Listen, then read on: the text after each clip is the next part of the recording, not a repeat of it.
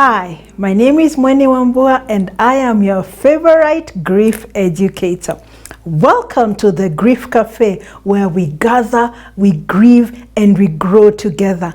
And why do we do that? Because our emotions demand attention. Our emotions are not self-creating, and therefore they are not self-dissolving.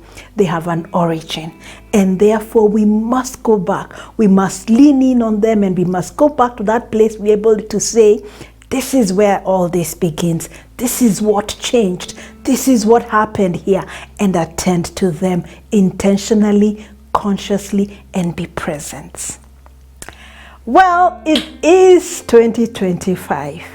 And I know that for many of you, the year may not have begun very well because loss visited you in the last year. You're grieving, and so you're wondering, what's so new about the year?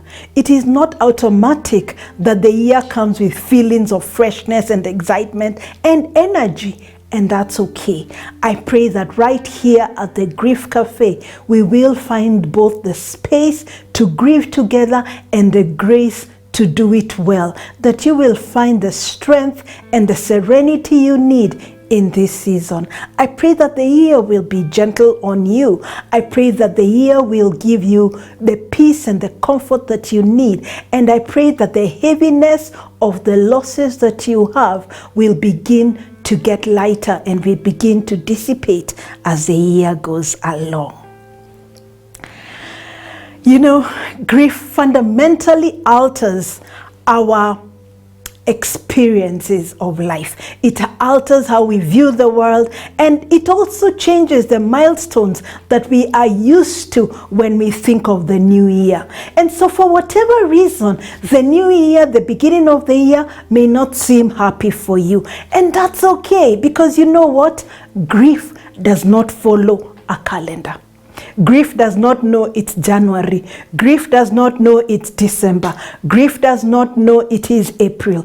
Grief just shows up and just sits there and demands attention. And so the pain of loss may be lingering on. The pain of loss may be casting a shadow on what you may have in store for the new year. Yes, time has changed. Yes, there's a moving on forward. But the grief and the heaviness of loss has not left you. And that's okay. That's okay. The absence of a loved one, the presence of an empty chair in the table, as you sit down and you notice, so-and-so used to sit there. And now that chair just sits there, empty, staring back at you. That's okay, because that significant absence must be attended to. This absence may make it difficult for us to focus on celebrations, may make it hard for us to even plan for the new year. And then, you know what? There's even a pressure to feel happy. Think about the greeting itself. Happy New Year. It's just a pressure to feel happy, a pressure to manufacture something that you don't actually feel. But you know what? Just be present. You don't have to pretend. You don't have to force yourself to get into this mood that just is not real for you. And then sometimes we have a fear that starting a new year means it takes me further and further away from my loss. It takes me further and further away from that moment when my life completely changed and I lost my loved one. And so am I moving too fast? Am I going to forget about them? Let me assure you, you will not forget about your loved one simply because time has passed or simply because we have turned over a new calendar. How can you forget a loved one who lived, existed, was full of life, and now they're not here anymore? To forget them is impossible. Some other losses leave us very uncertain about the future. You had a business and now it's gone. You had a job and now you've lost it. You start in a new school level. You're starting a new job And there's some level of uncertainty, there's some level of anxiety, there's some level of questions and apprehension about the future.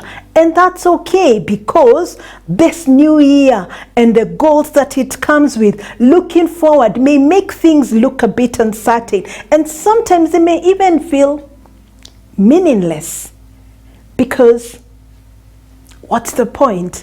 Everything has changed. There can easily be a sense of hopelessness and helplessness in the beginning of the new year. Finally, you will notice in the beginning of the new year, there are people are getting together, and we have triggers, because guess what? In the previous year that you're remembering, your loved one was present. Your previous experience of then entering into a new year had a different reality, had a different environment. You are probably living in a different place, and now all that has changed, all that has shattered, and that reality can be a trigger, not for the happy moments that you remember, but for the pain that came with the loss. Again, if your new year does not feel happy, it is important that we honor where you are emotionally and give yourself permission to approach your new year in your own way. Remember, even if you approach the new year with caution, even if you approach the new year with careful consideration, it is okay. So how do we cope in a new year with shadows of grief? Today, we will be looking at a framework that allows us and gives us actually practical things that we can do to help us feel seen and supported, rather than pressured and pushed and being forced to find a happiness that is not within your reach. And so, number one, find an anchor. What is it that anchors you when the waves of grief feel overwhelming? When grief comes and you have the emotional turbulence of the day, what is it that keeps you anchored? Who is it that keeps you anchored? Identify your anchor. Is it people? Is it activities? Is it places? Is it a song that makes you feel that this is comforting, that this feels safe, this feels serene? And make time to reconnect with your anchor. Indeed, every morning, if that is possible, make time, even if it is just 10 minutes before your morning begins and before your day and the busyness of it begins. Reconnect with your anchor. If it is a song, listen to it. If it is a song, sing it. If it is a song, ponder about the lyrics of that song. If it is something you read, whether it is a Bible passage, whether it is a devotional, whether it is a book that you're reading on grief that is finding you and giving you courage, whether it is quotes that give you courage, so be it. But find your anchor, and find it early enough so that it can help you. It will help for us to even find a keepsake for that anchor. Is it a photograph that reminds you of that place? Is it a photograph that holds special memories? Is it a photograph that had the last time you were together? Is it a photograph that has a significant event that you shared with your loved one? That's it. Hold on to it. Is it a gift that they gave you? Is it a gift that you gave them? Hold on to it. Remember that and look at it and allow yourself to feel the warmth of the emotions when you had that experience at that point in time. It may even be a piece of jewelry. It may be whatever meaningful token you have, but that keepsake, that symbolic item that you have can be your anchor and can help keep you anchored and remembering your loved one. Second thing, open your heart. You know, grief does leave us feeling a bit closed off and a bit isolated, and we just feel like when we open up our hearts, it's opening up our hearts to pain and a rawness that we cannot explain. But you know what? The irony of healing is that the very same things that cause you pain can also be the very same things that bring you healing. While you may be hesitant to have new experiences may actually be what you want. New experiences may actually be what you need to open yourself up to the next level. New experiences may help you begin to find the excitement and the joy of life afresh. New experiences of opening up a new business. New experiences of let me settle into this new school. New experiences of let me explore this new neighborhood afresh. New experiences of let me reconnect in this relationship afresh. All those things that open up your heart to experience life afresh may actually begin to allow you to experience the healing that you need. Another way to open up your heart is to also open up your eyes and begin to see what are the needs of the people around me.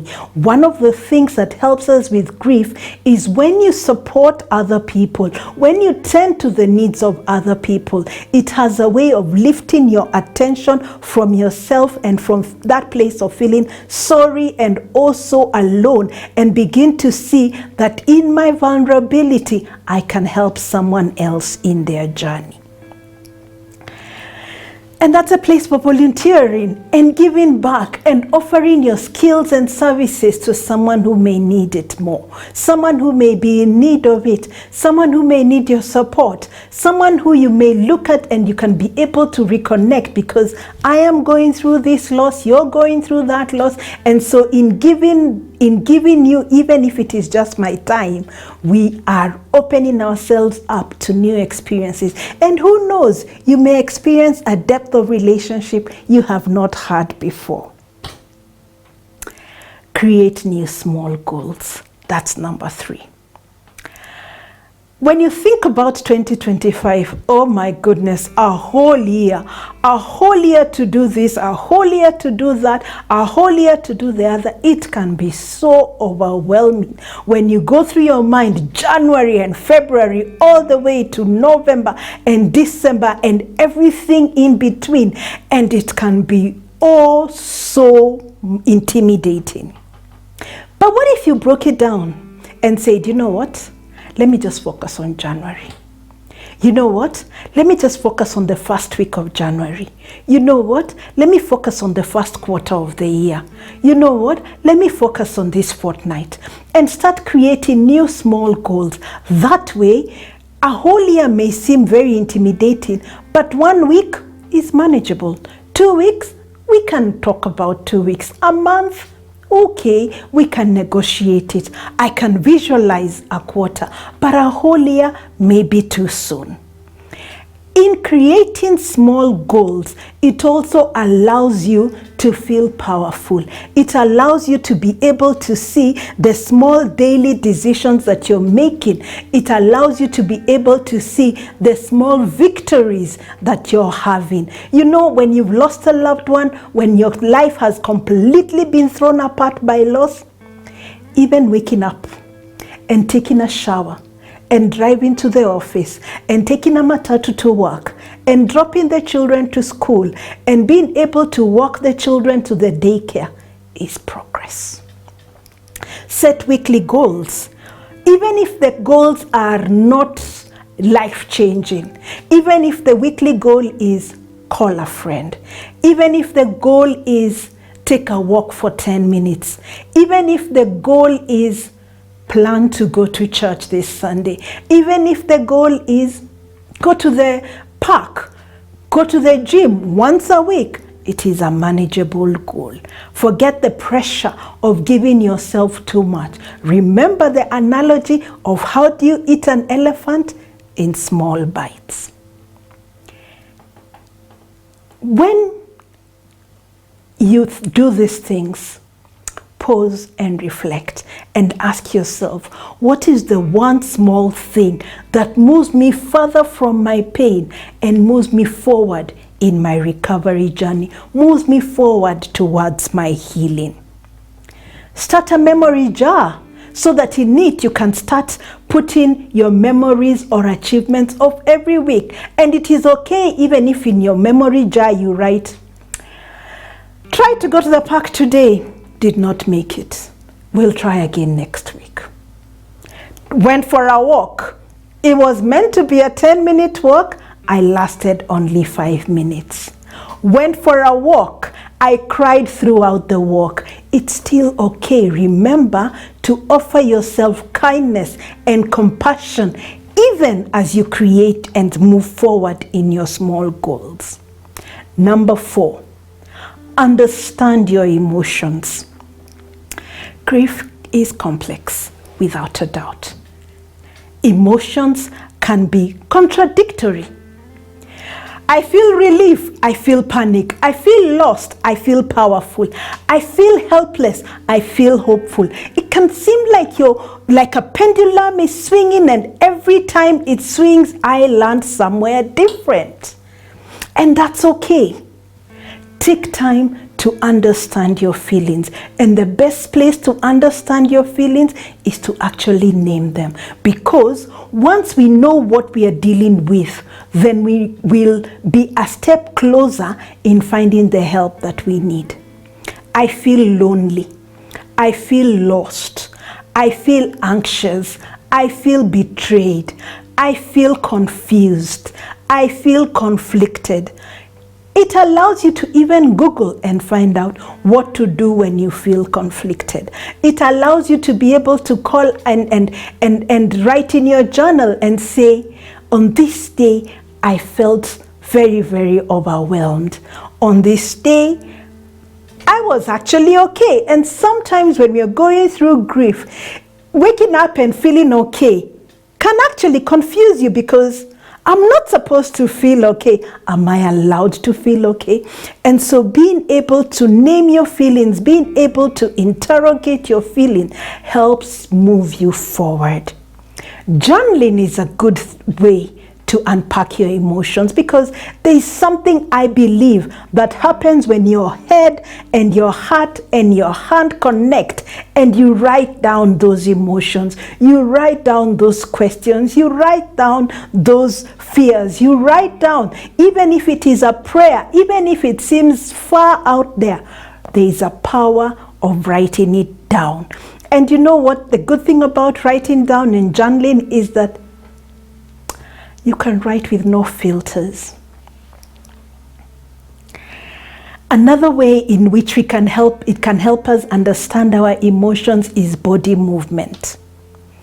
Body movement is actually a good way to release the tension that you feel.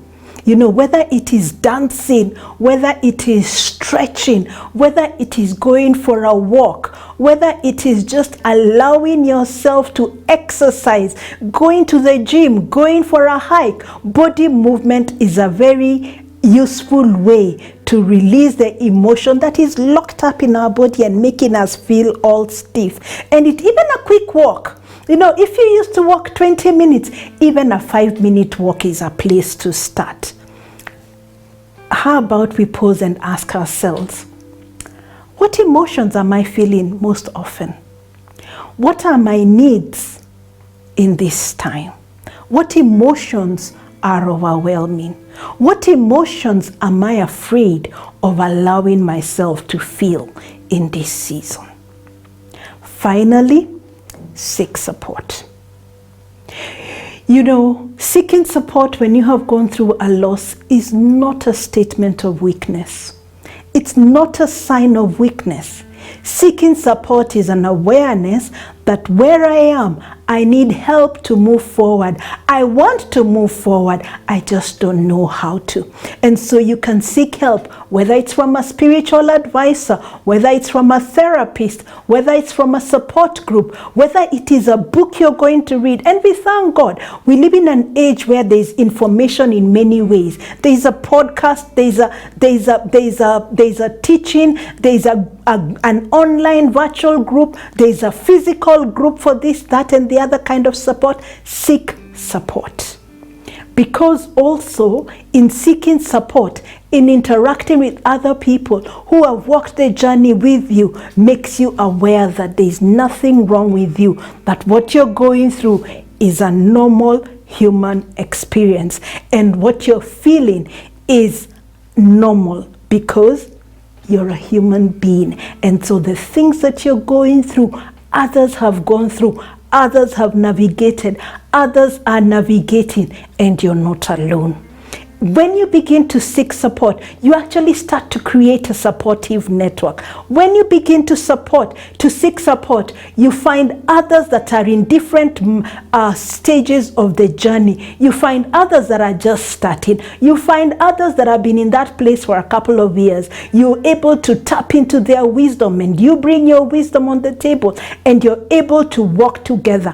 And when you are part of a support group, you also have regular check-ins. We check up on each other. You didn't come for the meeting this week. You didn't make it for the meeting. Are you okay? Even receiving a message from someone who is walking the journey with you reminds you that, oh, you're not alone. And so, who can you turn to for support? Is there a place that allows you to create a safe place where you can share your feelings without feeling stigmatized? Is there a place where you can ask your questions without feeling isolated or without feeling like there's a form of irreverence in your questions? Remember, we are actually united in our questions. Our questions bring us together as opposed to our answers, which sometimes tend to divide us. So it's okay to ask questions in this place. Remember, there are no experts. We are just different people on the same path, walking the same way, and sometimes trying to figure it all out together. And so when you use this acronym, FOCUS, find your anchor. The first one is find your anchor. Number 2 is open your heart. Number three, create small goals. Number 4, understand your emotions. Number 5, seek support. When you use your focus as a guide, it will allow you and help you to prepare daily practices. You will find yourself settling into a morning routine. You'll find yourself settling in for an evening routine. Your morning routine may include setting intentions for the day, praying for the things that you have to encounter today. And your evening routine may include writing in my gratitude journal, showing appreciation to the people that have helped you navigate that day. And it may even include mantras and affirmations for the year, which may say, I am carrying my grief with grace and I'm making space for healing. You can even be able to say things like, I honor my past and I am embracing my present. You can be able to say, I am stepping forward. I am finding my way forward. By integrating focus in your daily routine, you will create a roadmap that will respect your grief, and it will guide you gently in the hope and possibilities of the new year. If you want, please feel free to reach out to me and we can work together to tailor our experiences and practices for your unique needs or encounters. And so to get us started on the focus journey for 2025, drop us your comment below and let us know the intention you're setting for this year in your recovery journey. From the Grief Cafe, and part of our commitment to help honor your journey and carry forward the memory of what you have lost, we have a gift that will help you make small, compassionate steps towards healing. We are giving away gratitude jars to the first 100 people who reach out and state their intention to create a practice that reflects their loss and acknowledges both the grief and the new possibilities that they are stepping into in 2025. And so friends, that's our show today. Tuendelee kuongea, reach out below and you will receive your gratitude jar for 2025. Thank you and may the Lord bless you. I know that you're with me.